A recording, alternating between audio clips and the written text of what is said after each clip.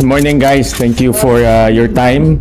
Well, una sasabihin ko, tapos na ang Senate Flix. Back to work na tayo. So, in the next few weeks ay ilalatag na namin yung mga LEDAC bills na dapat matapos. At lalatag na rin namin yung mga preparations natin for the impeachment on July 6. Tuloy-tuloy yung aming coordination with our intelligence clusters, enforcement agencies. We started the preparation na for yung physical preparation for the impeachment. We met with the PNP, the AFP, MMDA, Pasay LGU, Patinica, and other enforcement agencies. So in the next few weeks, we will focus also on the bill. So we will request the senators to already proceed with their hearings.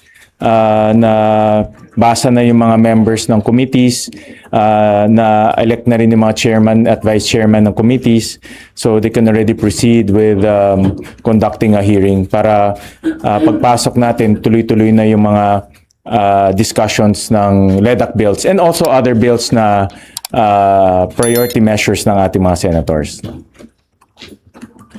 Yes, ma'am. Pwedeng tumalon na sa impeachment. Go ahead. Yeah. Okay lang. Sige. Hello. Ayan. Sir, kahapon kasi sinabi ni Senator Ping na napag-usapan daw po ng majority na si Senator Cheese yung i-elect niyo, sir. How did you go about this decision? I don't want to preempt yung presiding officer discussion. Pag-uusapan pa yan ng mga senators. At under the rules, it's the Senate President who will preside unless the Senate will decide otherwise. No? So, I don't want to preempt our discussion. So, magkakaroon kami ng discussion dyan. Pero sir, tama ba? You are okay if ever yun yung maging decision ng majority na si Senator Cheese ang mag-preside? Pag-uusapan muna. Pag-uusapan. I cannot preempt kung ano yung magiging discussion. But kayo, sir, you want to preside? We will discuss. No, we will discuss. But right now, as it stands in the rules, I will preside. Ito yung naging answer. Kasi there are reports na parang yun yung naging usapan kay Senator Cheese kaya siya lumipat sa kampo po ninyo. Well, i-discuss namin, no, as pag-uusapan yan ng mga senators. No? So again, I don't want to preempt the discussion, but we will have that discussion soon. Yung sa amendments sir, ng impeachment rules, wala nang problema doon. Kahit was approved na during dun sa 12 lang yung quorum na the question that that's Walang question doon. No? Walang question doon. Kasi may quorum naman eh. No? In fact, during that time, may quorum tayo and there's already established precedents na in the past, there are 8 instances wherein 12 senators lang ang determine ng quorum. Pero sir, yung sa session yung kahapon, yung mga election ng committee chairmanships, parang may mga inulit kayo doon dahil ba to Wala naman yung mga binanggit na pangalan as chairmanship were only manifestations. Kasi nag-elect na in the past tapos minanifest lang, and then ang importante doon yung election ng mga members. Yun ang pinaka-importante. hindi siya inulit dahil may 30 No, number. if you listen to the motion ni Senator Zubiri, it was a manifestation on the part of the chairman, and then the members ang election.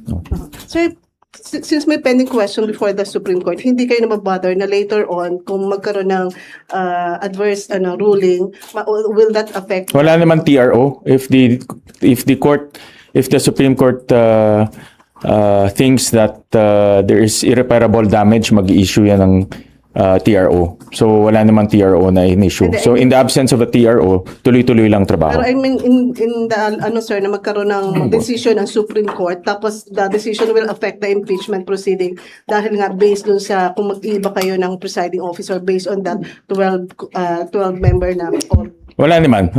Tuloy-tuloy lang yung trabaho, no? Wala namang in-issue na TRO.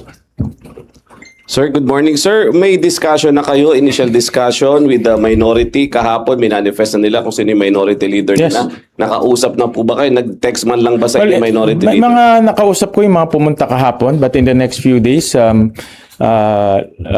will endeavor to talk to the different minority members. Like I said in the past, bukas naman yung ating pintuan, bukas yung ating tanggapan para makipag-usap. But I really appreciate yung mga minority members na nandoon yesterday. It gave me a chance to talk to them, to also set the direction na mag-uumpisa na ng trabaho. And in fact, yesterday, naging very lively yung debate doon sa anti-hospital detention bill. No? So, ganun yung mga discussion na gusto natin in the next few weeks. And then I had also conversations with Senator Lauren Regarda regarding yung ibang mga priority measures niya. Ang maganda rin na-appoint na 3 minority members as chairman. No? Si Senator Bongo as chairman of the Sports and Youth Committee, si Senator Mark Villar, chairman ng very important Banking Committee, one of the most important committees in the Senate. And then si Senator Camille Villar was appointed also sa government corporations. Importante rin yan. As we all know, kailangan rin na yung mga government corporations accountable rin sa kanilang responsibilities. No? Sir, dun sa issue ng quorum, ng conviction threshold, mas dumarami yung nagsasabi na baka dapat ibaba dahil hindi na nga 24 yung within the jurisdictional Well, my power. opinion, it's malinaw ang constitution, no? 3/4 of all members. So that's is 16. So in my opinion, we have to follow the constitution, no? And sorry, 2/3. Correction, 2/3 of all members, no? Very clear ang constitution dyan. Pero pag-uusapan nyo yan, sir. Is the Senate Impeachment Court open to probably a motion para ibaba ang threshold? Well, I cannot predict kung anong mga I cannot predict kung ano yung mga issues na lalabas doon, but as far as I'm concerned, I will uphold what is written in the Constitution. Sir, sorry, sa segue lang ako sa the Senate was under attack. Kahapon ng DOJ nag-press con, sabi po ni Secretary Vida, the Senate was not under attack. Kayo po, ano ang I have to tingin read niyo the doon? final report, no? Ano ba yung context nung kanyang statement na yon? Alam ko very sensitive yung issue na yan, so I would read the final report. I'm not very sure kung yung statement na yan is out of a partial report or out of their discussion, but it's important for me na makita na yung final report. No? I've discussed this with members of the OSAHA, nag-meeting na kami. Very sensitive topic yan sa kanila, no? Kasi sila directly involved. So I don't want to discuss anything beyond what is coming out of that official report, in fairness to OSAA, no? And in fairness to the people involved rin. Sir, up to what extent will the Senate cooperate with DOJ, with NBI? Kasi sabi po ng DOJ, papapanagutin yung mga tumulong daw kay Senator De La Rosa to escape the Senate. Ang pinaka-importante sa akin, dapat independent at impartial investigation. No? That's the most important. That's why sabi ko, kasama dapat sa investigation ang Senado. No? Kasi nga, dito nangyari at involve yung mga personnel ng Senado. But having said that, it has to be impartial. No? At kung merong mga personalities na nagkamali o personalities na merong direct involvement dito sa nangyari, then kailangan may accountability. No? So we will exact accountability as well. But having said that, no, I need to read the final report para alam natin yung personalities involved. Sir, Cooperating, yes, we will be cooperating. pushing it further, sir, yung issue no sa threshold. We understand, sir, na gusto nyo masunod yung sa Constitution. Pero, sir, kasi yung ngayon may issue ng warm bodies na available during the impeachment trial. So, are you in any way open to discussing, sir, na ibaba talaga yung threshold? Kasi, sorry, sir, pero may possibility pa kasi We cannot maayos. preempt kung anong sasabihin ng prosecution. We cannot also preempt kung anong sasabihin ng ibang mga senators. I can only state my opinion, no, on the matter. That even if lower yung number ng warm bodies, you will adhere to 2/3 of 24? Ako, at least my opinion, no.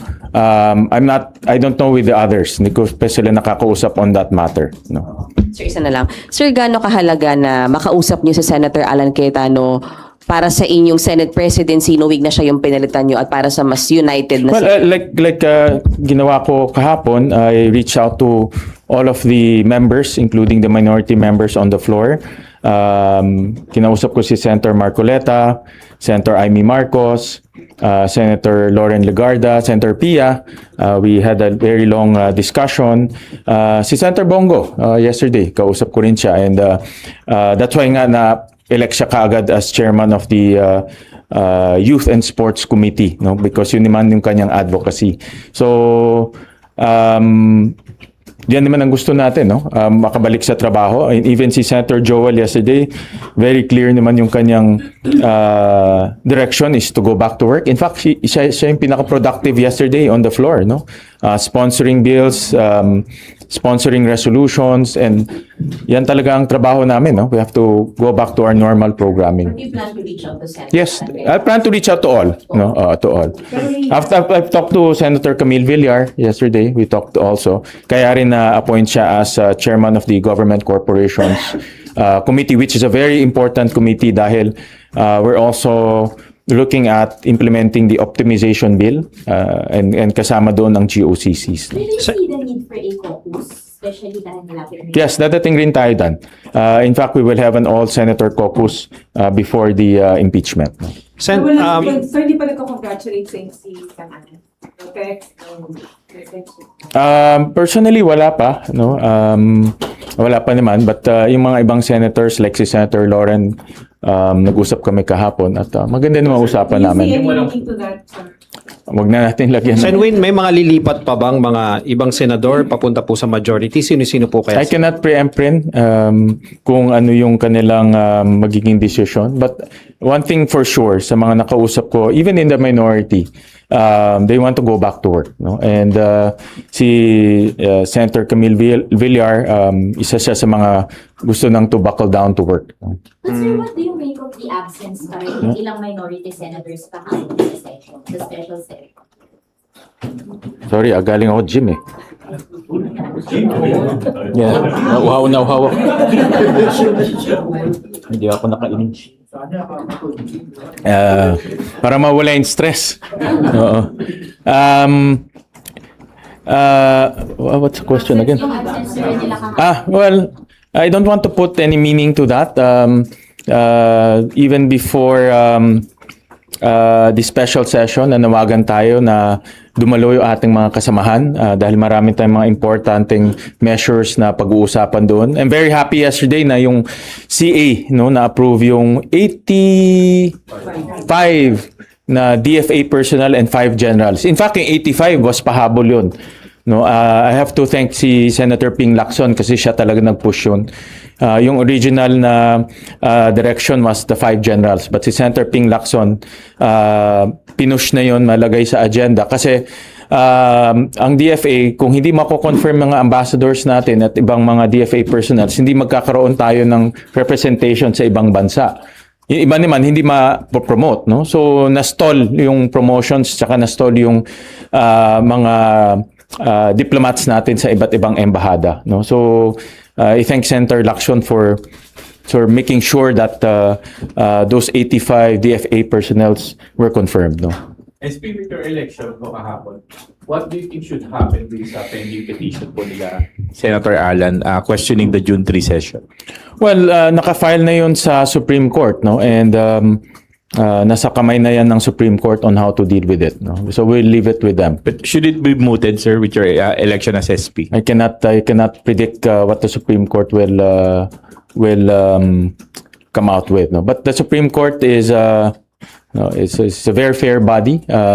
Traditionally, it respected the processes of the Senate. So we'll leave it with them. Sir, are you confident that you will be able to hold on to your position until 2028? Kakaupo ko pa lang, yun na kaagad din. Kasi ako naman, honestly, I serve at the pleasure of our colleagues. No? Hindi naman ako, kumbaga, nasa kanila yun, no? Sa mga colleagues natin. And like, kilala niyo naman ako, whether Senate President or not, I will work for the Filipino people. Sir, kasi ang ano sir ng public, kung kakayanin pa ba after nung matapos yung binanggit nyo nga, Senate Flix, then another episode or another season ng Senate Flix na naman in the coming months? Ako ang sentimento na nakukuha ko sa ating mga kasamahan, gusto na nila rin bumalik sa trabaho no? Stressful din nangyari sa lahat hindi lang naman sa akin or sa ilan na senator, lahat na stress no? So they want to go back to the regular programming, which is legislation, debates, resolutions. Hindi kami magkaka-agree on many things, hindi rin kami we will not have the same position on many things. Pero ang position namin is certain na lahat kami gusto namin magtrabaho na. Hindi man kami mag-agree on certain bills and resolutions, but at least napagdebatihan natin at napag-usapan natin. No? At kung maaprubahan, mas maganda. Kung hindi, then that's legislation. Legislation is hindi lahat ng gusto mo nakukuha rin no? So at least napag-uusapan, napagdedebatihan. Sir, will the committees be able to hold hearings during Yes, the break? they can. Kahit na wala pa po yung ibang Ang quorum members is of only the- one. No? So mayroon silang isang senator, pwede na silang mag-hold ng hearings. Kahit wala pa pong assignment ng yung mga minority members. Pwede na sila mag-hold ng hearings. They can get information, they can conduct pwede na sila mag-organization rin, pwede na. No? Sir, meron bang effort on the part of majority na madagdagan po yung 13? Kasi considering the fact na medyo manipis pa. Of course, we're very open. No? Yung majority is very open to welcoming other senators to join the group. Ang aming layunin ay magtrabaho to put the Senate back on track in terms of working on important bills. Ang priority ko ngayon, LEDAC. In fact, later on, I have a meeting with the team to narrow down the LEDAC bills. No? Kasi we only have 2 years to go.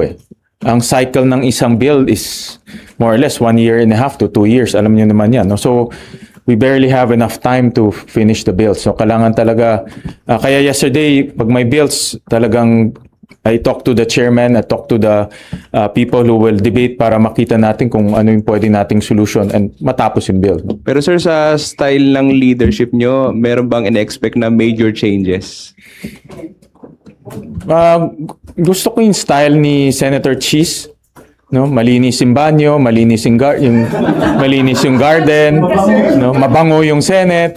In fact, kausap ko na nga siya hiningi ko sa supplier niya ng pabango no. So but ang tao kasi lalo na mga bisita natin, hindi naman nila alam yung rules of the Senate Ang first impression nila, malinis ba yung banyo, maganda ba yung garden, maliwanag ba yung yung Senado. So, those are the basics. Nung mayor ako, nung mayor ako, ganun rin ginagawa ko kasi image ng Senado yan. No? So, that's one thing I learned from SP Cheese na importante yung image. It might be trivial, no? Parang walang, hindi importante, pero in the eyes of the public, importante yan. SP, in case na ma-elect nga si Sen. Cheese na presiding officer ng impeachment court, bakit okay lang sa'yo? Sinasabi naman ng mga kasama mo na competent. Let's wait, guys, kasi pag-uusapan pa yan. No? Let's wait. It will be a discussion. Pero sir, yung BICAM ng budget, mananatiling talagang open sa public? Yes, I talked to Senator JV this morning at napag-usapan na namin yung budget process. The BICAM will remain open. The documents will be uploaded like last time.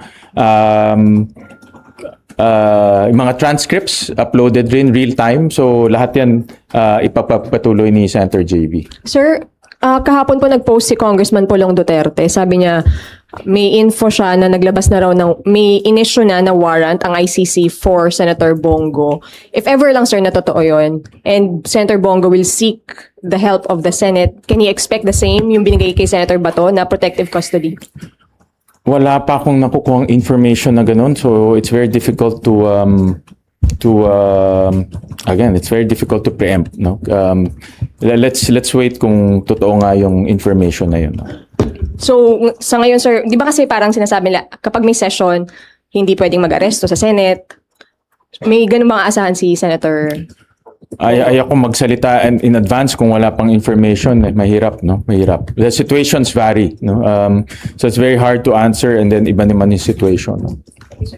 Sir, yung kay Senator Jinggoy Estrada, di ba nagbabaning Sandigan Bayan ng 90 days suspension? Ang Senate po ba kailangan pa yun i-approve o automatic na yun? Okay. Yung kung ano yung itong 90 days suspension, hindi bago ito, no? Nangyari na ito in the past, no? With other senators. So kung ano yung naging practice in the past and ano ang legal practice in the past, yun ang susundan natin.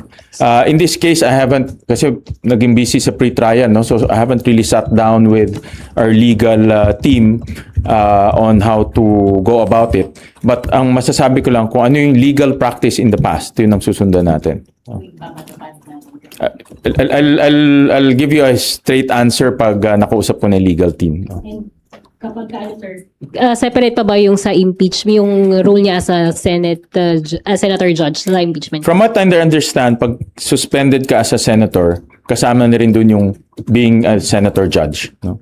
So the suspension is to the senator, and it carries with it all the responsibilities as a senator, including becoming a senator judge. Pero sir, natanggap niyo na po.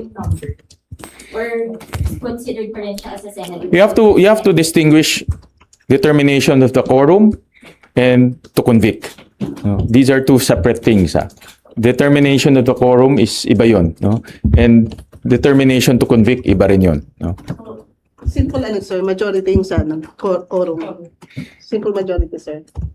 Ang quorum, yes, simple majority. Yeah. Which is 13. Yeah. Okay, guys, meron pa? Yes, sir. Sir, naisip mo po ba na sana better time yung pagkaka-assume mo as SP? Kasi ang dami pong issue. May mga senator na tapos daw yung bago ka ma-elect talaga, ang daming issues. Sana, para naisip mo ba na sana mas better times na parang... Sana talaga. Lahat naman tayo gusto natin to assume a role during better times, 'di ba? Lahat naman tayo, pero nasa Diyos 'yan eh. No, ito yung time na ibinigay sa akin ng Diyos eh. So I just have to accept His will. No, so I wish it was a better time, a more harmonious, a more less stressful, but that wasn't the time given to me. So I just have to accept that. No? Heightened security alert pa rin po. Yes. Kapag mag-conduct po ng hearings ang committees, paano po ang magiging protocol? They will have to submit the guest list ahead of time, and then sa OSAA para alam ng OSAA sino yung mga resource persons ng iba't ibang committees. Okay naman eh. I monitor the process. Okay naman. Very smooth naman yung ganun. So we will request the chairman or the COMSEC, the committee secretaries, to submit the guest list ahead of time, no, para maabangan sa ano. But we will also, ang plano namin ni Sergeant at Arms is every end of the week, tomorrow actually, we'll have a security briefing with the PNP and other agencies para malaman namin yung status for the next week. No? So we'll take this week by week. Sir, more... Ngayon walang visitors po ng... Wala muna, except kung merong written request, no? Kagaya sa pre-trial, yung mga, in fairness sa mga senators, they sent us a list of names na gusto nilang pumasok, no? So I appreciate the senators for cooperating with the protocols, no? More on the impeachment lang. How are you preparing logistically, sir? Yes, Part of the logistics and that is the biggest challenge, the logistics portion, kasi maliit ang Senado eh. Ang pinaka problema natin dito, space, no? That is the biggest problem. Ang prosecution, gusto nila may sarili silang huddle room, may sarili silang media room, meron silang sariling staff. Ang defense, ganun rin. Of course, yung senators, may sarili ring mga requirements. So it's very difficult. And then under the Constitution, dapat open pa to the public. So that's another security hazard. So we need to make do with our limited space. Kaya hingi nga ako ng pag-unawa sa inyo na yung movements will be very difficult, the space will be very difficult, but we'll try our best to accommodate everyone. No? Ang importante naman, safe, maayos, at orderly conduct ng impeachment. So magkano nila lang budget, sir, for the Sorry? how much are we allotting? Wala pa kaming final number, but not so much, no? Kasi dito lang naman yung gaganapin. Ang nakikita ko lang added cost yan will be probably additional security or and food, parang kanya-kanyang dala eh. Alam ko eh, kanya-kanyang dala. No? So, not so much. Kasi ang maganda yung venue dito eh. So, hindi naman magiging magastos yun. Bakit po muna yung Kinausap for the impeachment preps ay AFP, PNP. Kasi may Marines tayo dito. We have a Marine contingent. We have 20 plus Marine contingent here. So, dapat coordinated. No? So, kahapon, if may nagpicture yata kahapon. So, hindi lang naman Marines, andun ng MMDA, Pasay LGU, NICA, PNP, AFP, sino pa ba? BFP, Fire. No? So, marami sila. Yun nga sir, bakit security forces sir yung kinausap nyo for impeachment preps? Well, we have to admit that the personalities involved are political entities or political personalities. So we have to make sure na covered ang security aspect nitong impeachment proceedings, no. And like I said, very limited in space. Ang constraint kasi dito space eh, no. So inuna na namin i-meet itong logistics and security aspects. Isa na lang, pwede pa comment lang sa sinabi ni Senator Ping Lacson na umabot daw ng 700 million yung nalustay in the past weeks. Dahil doon sa mga nangyaring kaguluhan, walang nag-boycott sa session, walang hearings, and paano nyo po babawiin yung lost time and yung... Well, kinumpute namin ang budget ng Senado per day is about 24 million, no? Almost 25 million, no? Just to operate the Senate. The Senate is a big institution. We have 2,000 people, may isang building tayo. So, if you count those days, those are the days na naging unproductive, no? Kaya nasabi ko nga in one of our press cons na sayang yung pera na ibinabayad ng tao sa sweldo, sa kuryente. So babawiin naman natin yan in the next few days, no? So we'll back down to work, no? Sir, kung hindi na Senate Fix, ano ng episode tayo ngayon? Anong season? Back to work season. Sir, ano lang po yung magiging agenda nung Hindi back to school, back to work. agenda ng caucus before the impeachment, sir? Yes? Ano lang po yung magiging agenda ng all members caucus before the impeachment? Marami. Yung security, yung schedule, yung outcome ng pre-trial conference. Yung pre-trial conference kasi we narrow down also the time. So, gaano kahaba, no? So, and then it will narrow down also the day itself, kung sinong testigo ang ipepresenta, anong ebidensya ipepresenta.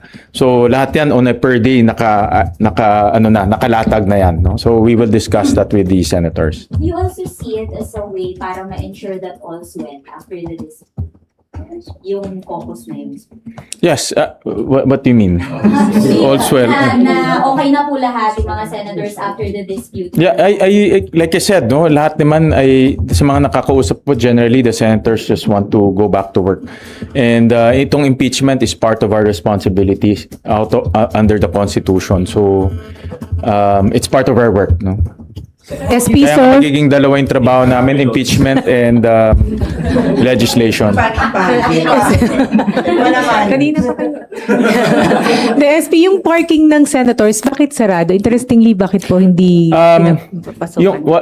yung sa likod kasi walang x-ray machines, tsaka walang metal detector.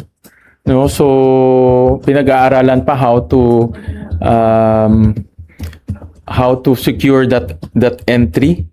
Unlike dito sa harap, may x-ray machines, may metal detector, at merong registration ng guest, no? Sa likod, wala eh.